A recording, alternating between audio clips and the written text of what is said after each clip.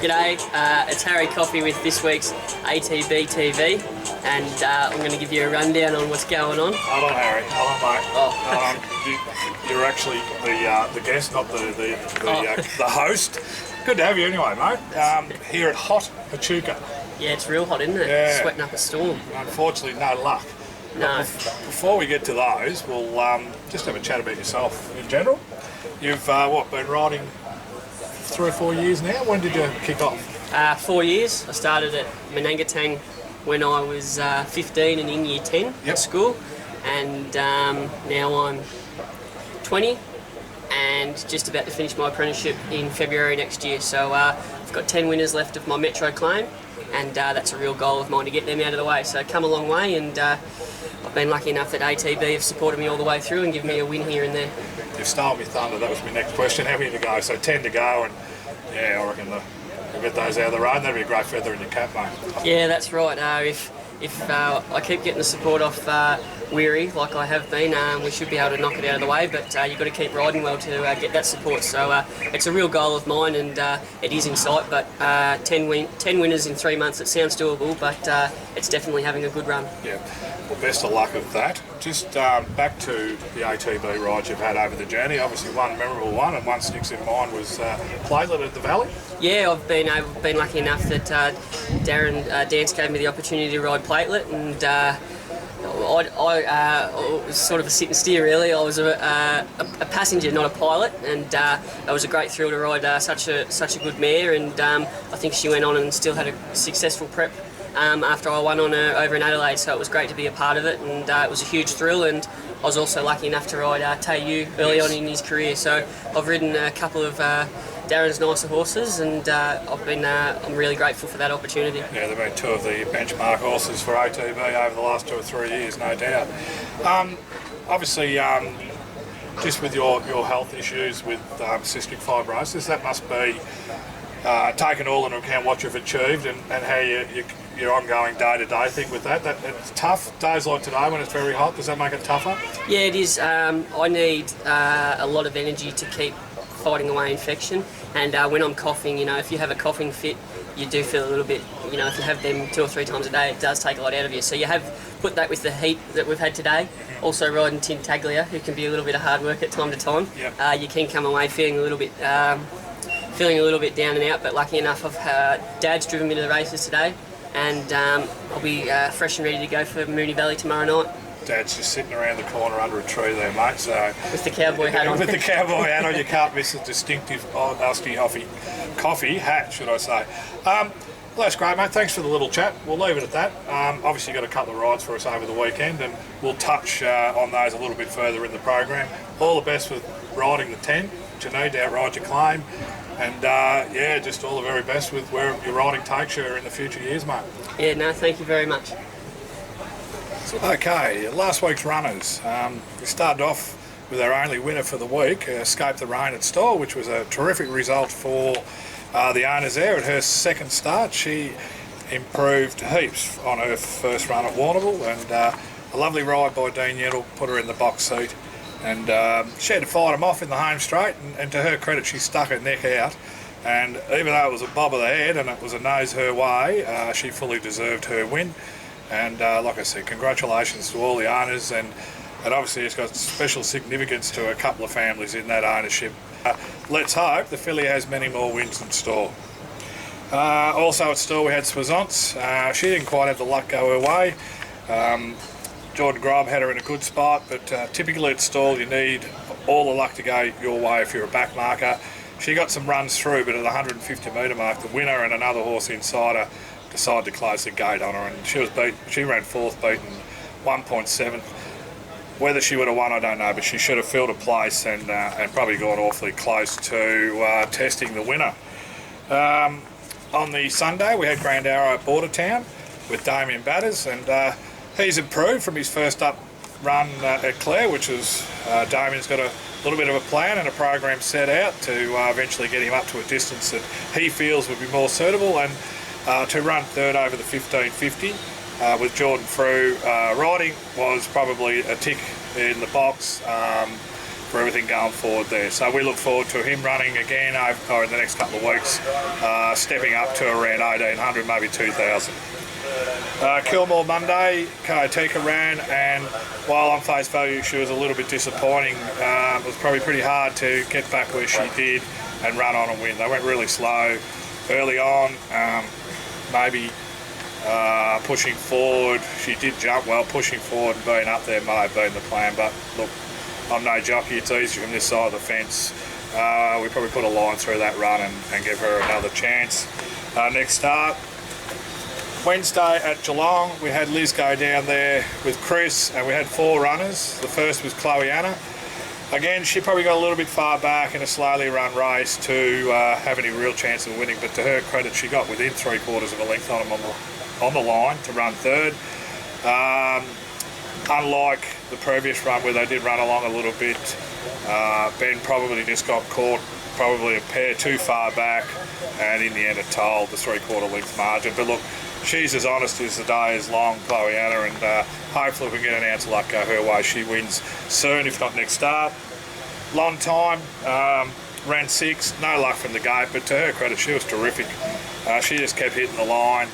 Barrier 12 was no sort of led her no favours there, and you know, the race was basically lost a couple of 100 metres after the start. But like I said, to her credit, she hit the line well. You get a gate with her, she's just about winning next start. Intravenous, she ran 4th in her race. Again, honest run, like all her runs have been the last 3 or 4 starts. Interestingly, afterwards, Mark Zahra indicated that up in trip and maybe racing on the pace might be go with her. So it'll be interesting to see how we digest that. And yeah, look, she's in good form. We just need to tinker with a few things to get her over the line. Manor Trust, second up. Finishing 8th, it doesn't look much, but his run was really good. On the home turn, Brad even suggested that he felt he had a bit of horse under him. The thing was, the wide gate, barrier 12, just meant he had to work through the race, and then when you needed him to be let down, there was just nothing there, probably because of the toll and the effort he had to put into the first 600 or 700 metres of the race. But I would think, suggesting getting out to a mile next start, he'll be an each way chance of whatever he contests. Also, we had Girls Say run around at Bow Desert for Trevor Barley, and she was disappointing. Finished back in the field after having a nice run in transit. The report from the trainer was that she may have been just a touch close, which took away her ability maybe to run on. So just reading between the lines, I think next start, ride her a little bit colder. And possibly on a bigger track. That Bow Desert track seemed to be fairly tight and turning. Today, here I am at Echuca, and we'll call in Harry Coffey now, and we'll just discuss the 2 runners, Tintaglia and the Linden Derm, who both finished unplaced. Right, Harry, as we touched on before, we had no luck today here at Echuca with firstly Tintaglia over the 2100. Things look nice early, you were able to get into a nice spot, but mid-race move just sparked her into gear, and she took hold around about the 1,200 metre mark. Yeah, obviously the key with her is to get her to relax, lest she can overdo it a bit, and she's a bit of a big strong girl, and I going past the winning post the first time, we were in a real rhythm, and coming to the 1200, a couple of the back marker thought we were going a touch slow, so he went around to whip, and you know, she got a little bit fired up when that happened, and I was sort of left. I tried to come back to let him go to get a little bit of cover, and then she wouldn't come back, and by that stage we were at the 800 when it wasn't really worth letting him go. So all that considering, even though she was week late, she's the type of horse that needs everything to go right for her to be finishing strong, and that didn't happen for us today, and it's unfortunate because it looked a really nice race for her. It did. These flies are friendly, mate. I've just swallowed one too, I reckon. We'll move on to Linden Derm, and I think she was just outright disappointing. You know, whether there was excuses with the weather and her, I don't know, but you gave her a nice run in transit early and she just didn't finish off. Yeah, that's right. We got into a lovely spot, and as with Tintaglia, it looked a really nice race on paper, and sort of going past the 800, I was really happy with the way things were going. We were following the favourite, who then went on and won the race, and she was travelling well, Linden Doom, and just coming to the 600, she just started to give way and was weakening through the field, and things were going around us faster than what we were going forward. So from the 600 to the 400, she was really disappointing, weakening, and then in the straight she actually got going again and just whacked to the line. So it was a little bit of a funny run and probably a little bit disappointing on face value. Yeah. But you know, it is pretty hot here today, so you know, she's a mare, and the weather can take a fair bit out of them. For sure. All right, Harry, thanks for those two. We'll come back a little bit later in this week's edition. We'll talk about your runners for this weekend that you've got with us. That's it for our runners apart from Magical Millie. Now, it's another hour and a half to her race. I'll come back and I'll present how she goes.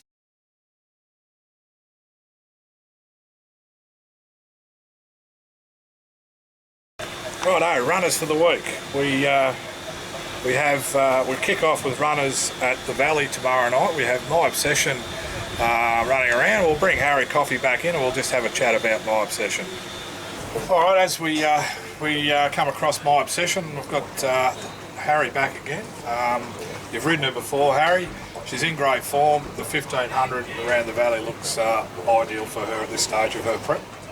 Yeah, it does. I rode her before her last run at Bendigo. Got along with her really well, and she just pulled a little bit too much on that occasion in a slowly run race. And you know, we didn't get beaten fast, so it was a good run taking all that into consideration. And then the other day, Mark Zara stepped aboard at Sandown, and she ran really well and honest like she always does. So great to pick up the ride again at Moonee Valley. It looks a really nice race for her, and hopefully we get a lovely run and finish strong. That would be the key. I think Mark was mostly 3 wide at Sandown, not his fault, just from the gate. She still travelled well, so I think she's in really good nick for this, or for tomorrow night. So if you can give her the peach, mate, we may have a winner. Yeah, that'd be good. And we move on. You've actually got a ride on a debutante of ours, Tennessee Gold at Bendigo on Sunday. You're saying off air that you're in her in a trial at Colac, and she gave you a nice feel. Yeah, when the Colac track was having trials on it to reopen it for the race day they got coming up this weekend, Darren took a small team there to the trials, and she was a part of that team, and I rode her early on in the morning. And he said that she's a nice filly. She's still learning and still putting it all together, and went out and trialled that way. She trialled really well, but was still a bit green, and looks a Bendigo race. They're always strong and competitive races, but she's a nice filly, and she's drawn well. So I like her a lot, and hopefully I can stay on her. That's it, and I reckon winning might make it easier to stay on her, mate. Yeah, that's right. That's what you got to do. Obviously, very hard when you get to these mains. Some of the unexposed form, but she'll be a filly that will go in there fit, no and weary, and ready to put her best foot forward, whether that's winning or just running a good race on the day. Well, let's hope for the owners that we see some positive results. That's it. Thanks for that, mate. Best of luck, not just our rides, but any of the races you ride with over this period of 40-degree sort of days. Obviously, we've touched on before with yourself with the heat and all that. I think for everyone, the horses, all the other jockeys, there's going to be a trying period over the next 4 or 5 days. Yeah, that's right. And the jockeys, even though they've got a tough job riding them, we get to go back to the aircon, the poor strappers. Yeah. And you, Pete, you're out working. And, mate, I think I do it fairly easy. But that's right. So we get a bit of aircon on us and cool down, but it is tough, and they've sort of got through them pretty quickly here today at Echuca, so that's good. That's it. I've got my own heat policy that I sort of bring into action. It's called a bar. I just bring that into action every now and then. All right, mate, thanks for that, and good luck. As you see, we've tacked in Tennessee Gold there, who Harry rides on Sunday, so it's always nice when you get a debutante hit the track. She's been trialling up nicely, so good luck to all of you owners out there. Hopefully she can put her best foot forward, and we can see some positive steps as her career hits off. Basso is first up at Flemington. Transferred down from the Waller stable last prep. He was fantastic, winning a couple of races. So the fact that he's been here and his whole prep had started in Melbourne and he's trialled up really well, I'm a little bit encouraged that he might run well first up over 1400 with Froggy Newitt on board. His 4 first up tries have only yielded a couple of thirds, but and while he probably is better second and third up. His last trial at Werribee indicated that he's a chance to run well, and the big Flemington strike should suit him. We have Arizona Girl going to Morphettville. Like earlier on in the week, we probably weren't going to go because of the heat, but just a change in travel arrangements and the potential that the change may come through. And a field of 6, the race is probably a little bit good just to pass up. So hopefully if we get over there with her, she should go close to winning. She was terrific first up at Terang, and if she holds that form and brings it to Adelaide, she'll go very close indeed. Also Saturday, we have Shiny Lass running around at Colac. She had a little bit of a, not so much of a scare. We didn't know at the time what it was, but this turned out to be some sort of an infection in her leg when the boys went together to go to Cranbourne last Friday. But that's all cleared up. We're more than happy with her pushing on, and she heads to a 1600 metre at Colac, a 0 to 58. Now, they're not much tougher than maiden races, as we've sort of indicated in the past. And look, if she'd be over that leg issue, she's going to be right in that race. Just checking to see who rides there. Oh, Kyle Maskill, so he'll claim a couple as well. Nice little up-and-coming rider. Rode Profit Share to win the Port Fairy Cup for Weary there a couple of weeks ago, and he certainly is a strong rider. So if we're in a tight finish, I can back Kyle in a tight finish. Like I mentioned, we mentioned Sunday Tennessee Gold at Bendigo. We've also got Ticket to Toorak and Esprit de Sol first up there. Ticket to Toorak first. Had no luck at the Valley the last couple of runs. Drew inside one day, got held up, drew outside, went back and just was too far back to be able to finish off. Unfortunately, drawn another shocking gate, I think 12 of the 14. But at least at Bendigo, the wide expanses there will give Rocket some sort of chance to balance up, whether he pushes forward or whatever we'll work out on the day. But with Geordie Grob on, who has ridden him a fair bit of work, he knows the horse.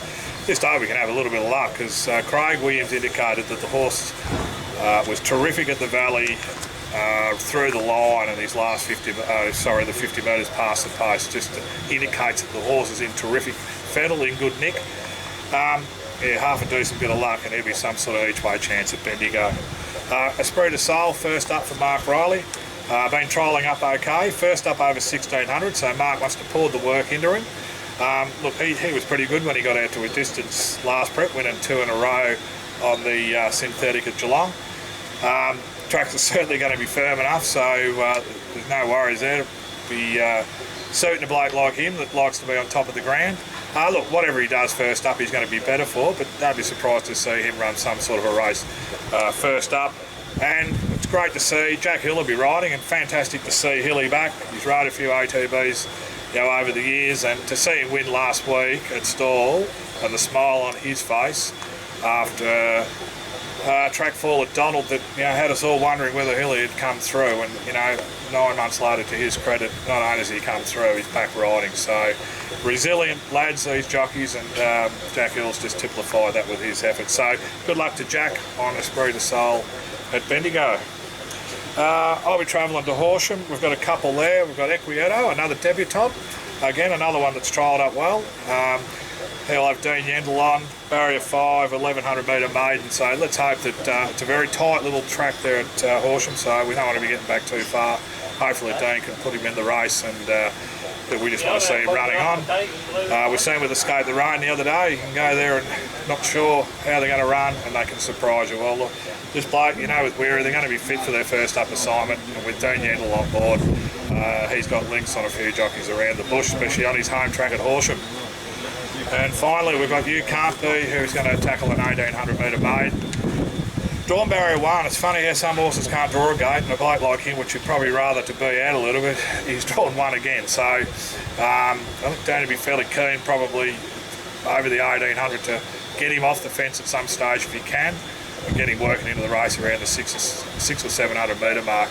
Only a little straight at Horsham, and if he ends up in the same position where he was at Kyneton, needing to pick up in the last 400, well, it's going to make it hard. So if a little bit of luck plays our way around the back and Dean can get him rolling, he's race fit and he hasn't been too far away, he can figure, and hopefully we can get a win with You Can't Be.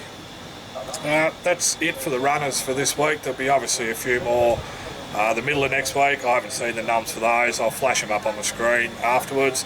But just one thing with the website again, obviously a few issues with logins. That feature will come back, but at the moment with the upgrade, it wasn't implemented for what reason we don't know. But if you get an email now or a report, just hold on to them, keep them in an inbox for future reference until we get the logins going again. But they've indicated that early in the new year, logins will be back. You'll be able to get in and all that history will be stored. But for now, just keep your emails. Apart from that, that's it. We're winding down to Christmas. It's not long to go now. Hopefully we can find a winner and make Christmas a little bit more enjoyable. Apart from that, stay safe. Best of luck to everyone that's got a run, and we'll catch you next week.